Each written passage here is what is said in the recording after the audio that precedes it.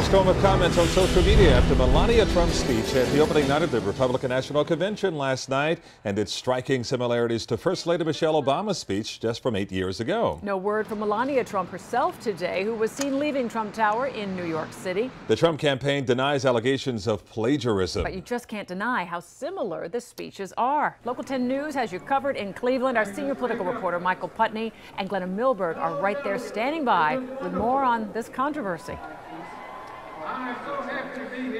Lori, good evening from Cleveland, where Donald Trump's name has just been formally placed in nomination by Senator Jeff Sessions of Alabama. But what a lot of these delegates are still talking about, and the country is talking about, is the speech and the authorship of the speech that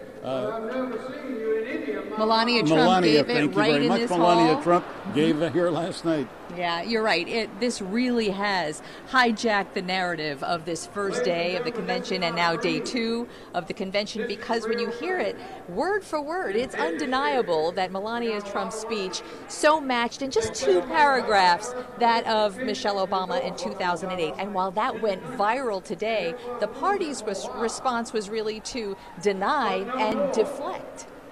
Barack and I were raised with so many of the same values. You work hard like for what you want. You work hard for what you want in life. That your word is your bond. That your word is your bond. That you do what you say you're going to do.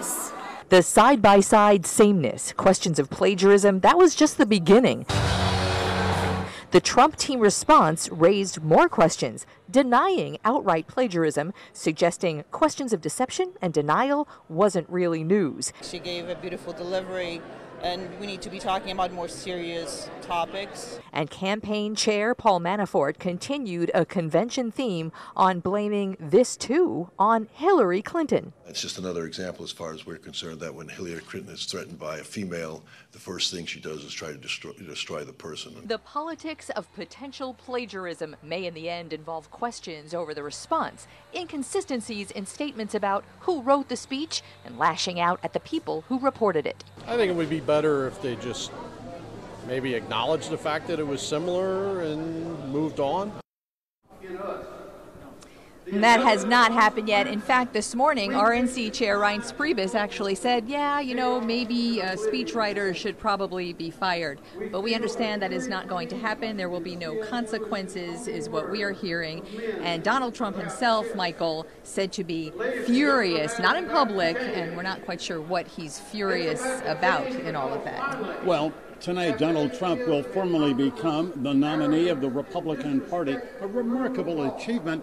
Just not long ago, he was one of 17 candidates. Tonight, he is the one. Now comes the hard part, getting elected.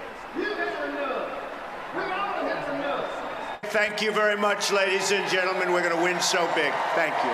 But can he win in Florida? It's far from a sure thing.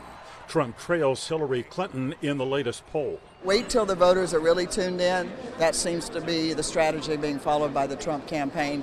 And leave it to Florida Republicans to run Florida. Quit bringing in outsiders. It didn't work for Romney in 2012. Thank you very much. Thank you. Trump scored an easy victory in Florida's March presidential primary, but he lost badly in Miami-Dade, where he has turned off many Cuban-American voters. He wasn't my first choice or my second choice, but I'll tell you, I'm 100% behind Donald Trump now. I think I'm absolutely sickened by the corruption that comes out of Hillary Clinton. Ours is a party that has to be inclusive. I mean, and I believe that the values of our party are inclusive. Clinton took a hit over her email server scandal, but she's up by 5 points over Trump in the latest Florida poll. A successful candidate is inclusive, brings in minorities, brings in women.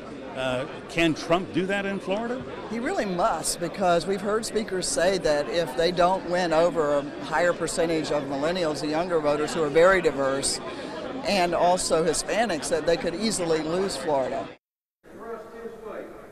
Governor Rick Scott predicts that Donald Trump is going to win Florida. I ran into the governor a short time ago in a hallway here at the Q. We had a brief, cordial chat. He says his speech is ready for tomorrow night. Now, speakers for tonight include House Speaker Paul Ryan, who just opened this session, New Jersey Governor Chris Christie, Dr. Ben Carson, and Donald Trump Jr., and we will be here covering all the things that happen tonight, tomorrow, through Thursday night when Donald Trump gives his acceptance speech. We will be here. So for right now, that is it from Cleveland with Glenna Milberg on Michael Putney, Local 10 News. And Michael and Glenna, is Florida still front and center right there in the convention hall? Because we hear Ohio is kind of off to the side with John Kasich not stepping foot in there.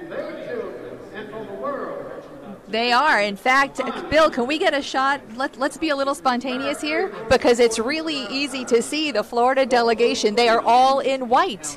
So you can zoom right in and see that, but for the New York delegation right in front of them, they are front and center in front of the podium. They look like they are all there, and they are all coordinated tonight and easy to spot. All in white. We will be able to spot them all night long. Good to see. All right, thanks a lot. The Republican National Convention, of course, happening all week long, as Michael just talked about in Cleveland. Democratic Convention happening next week in Philly. We'll have live coverage of both conventions from Glenna and Michael over the next 2 weeks.